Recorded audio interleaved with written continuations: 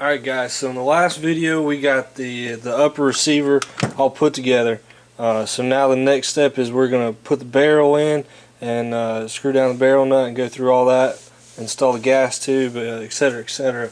But before we start that, we need to have a conversation about head spacing. A lot of questions out there involve how do I check the head space, how do I adjust it, etc, etc. So let me rearrange the camera, get it over here on the workbench looking at the barrel, and we'll talk a little bit about headspace. Alright guys, headspace on a AR-15 style rifle is pretty much already set for you. As long as you use new high quality in-spec parts, your headspace is set. And what I mean by that is you have your barrel and then you have your receiver extension here. Your barrel is threaded and it runs into here, and they have set it to the correct depth. Then they have gone ahead and drilled your gas port so everything is set. If something is wrong here and this needs to be run in or run out to adjust that headspace, and headspace is the measurement from the bolt face to a datum point in the chamber. If you have to start moving this in and out with threads, it involves screwing it farther in or screwing it farther out, which changes where your gas port's located. That is pretty much the complicatedness of adjusting headspace on an AR-15. That's why most of the time they are done correctly out the gate, and as long as you're using, like I said, new in-spec parts, when that bolt goes in there and closes home, your headspace is correct. It's something that always needs to be checked to make sure that it's not out of whack. Things happen in manufacturing. Sometimes it's not correct. Rare is the instance when you're using, high quality, Bravo company, Noveske barrel. They're great parts. So their quality control should be great. Again, it's something that you definitely need to check and make sure that it is correct, because of the consequences otherwise are not pretty. If you have too much headspace, the round goes off, gas pressure spikes, ruptures the case, blows up, who knows. Just you put too much money into it to have something simple like that ruined it. So make sure you check it, and you should be good to go. If it is too much, the only thing that you can typically possibly solve it is try a different bolt.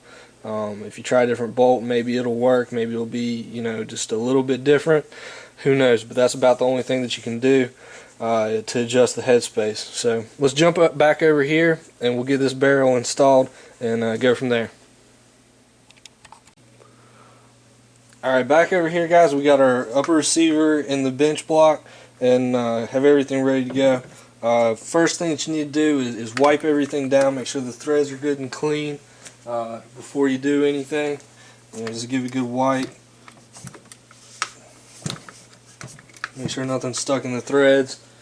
And then what you'll need to do on the barrel, on the Noveske, loosen up that Allen screw and slide the gas block off. And then you simply, on an AR barrel, there's a notch right there, so you want to make sure that that little pin goes into that notch. And just slide it in there and you're good to go. With the gas block off, you can take the barrel nut, which is hiding, slide it over the barrel and get it on there ready to go. What you want to do is you want to take a little bit of white lithium grease and put it on the threads. And the reason for doing this is that it'll keep the barrel nut from seizing onto the receiver. If you ever want to take it off, it'll make it easier down the road. If you want to switch barrels, need to do maintenance, whatnot. Last thing you want to do is have to ruin that upper receiver because the barrel nut is stuck to it. Just coat it in lithium grease and screw that barrel nut on there.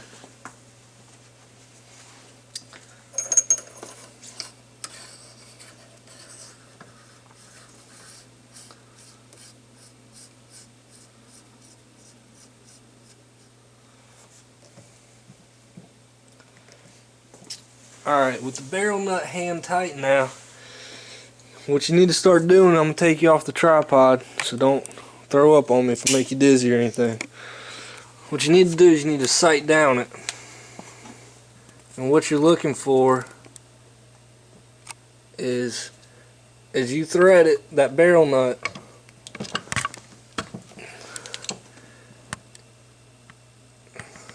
you need to make sure that gas tube lines up. And see, there we're lining up. So now we need to get that we need to get the barrel nut wrench that we have, and we'll tighten it down to where the next one is in line, and then we'll check our torque. So let me put you back on the tripod.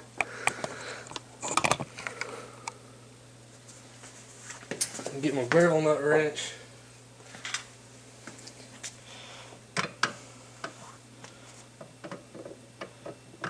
You want to slide it over it and tighten it down to where the next slot for the gas tube to slide by there is lined up with the hole.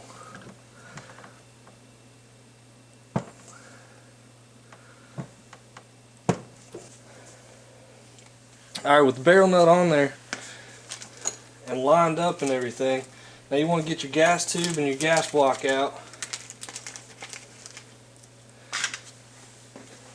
and check to make sure that nothing's binding or anything like that. And again, what you want is the end with the hole on the bottom of it goes into the gas tube, the gas block. So the other end slides into the rifle. Slide your gas block on, and then insert it in there like so.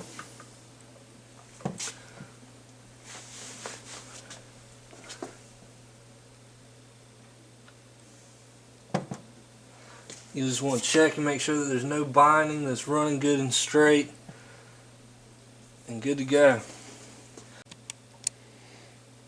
Alright, with everything like it is with the gas tube in there, now we need to pop it loose and take it over to the bench and put the pins in the gas system. You can see there we got a lower pin to put in, we got the upper pin to put in. You can see that we can see good and clear through it, so we know everything's lined up correctly. Let me put this over on the bench, get the camera moved over here, and we'll put those pins in.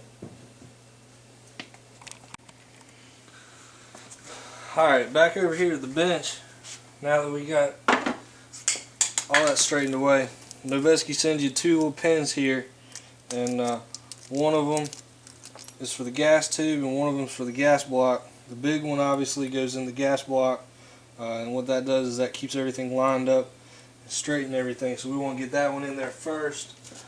Just stick it in there, get your little hammer and a punch, and just drive it home. No real good way for y'all to see this, so sorry that I'm blocking everything.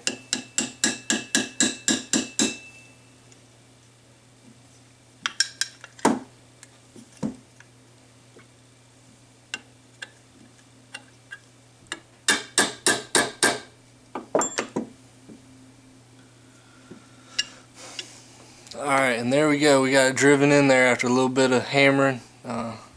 Booger's hard. Just get it good and even on both sides, and then what you want to do is you'll want to put a little bit of a Loctite on that Allen screw.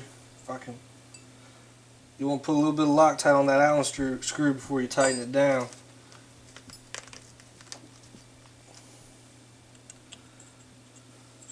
Just put a little dab on it and tighten it down.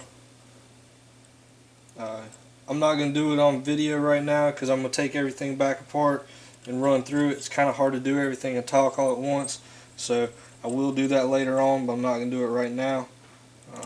Like I said, I like to double check everything when I'm not doing it on video and trying to talk my way through it. I don't want to screw anything up. So the last part of it is that little itty bitty roll pin for your gas tube. Again, just get it lined up. Get it in there, and one of these days I'm going to buy me a roll pin holder to make my life a whole lot easier if I do very many more of these.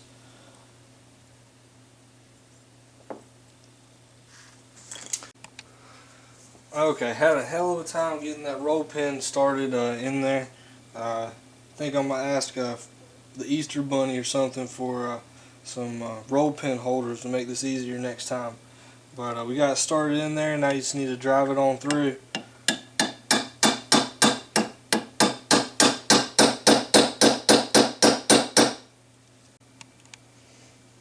Alright guys, so there you go. That's how you install the barrel. Put on the barrel nut, everything, gas tube, got the gas pin in there. And I tell you what, I don't think I'm going to try this again without some roll pin holders. Make my life a whole lot easier putting that in there.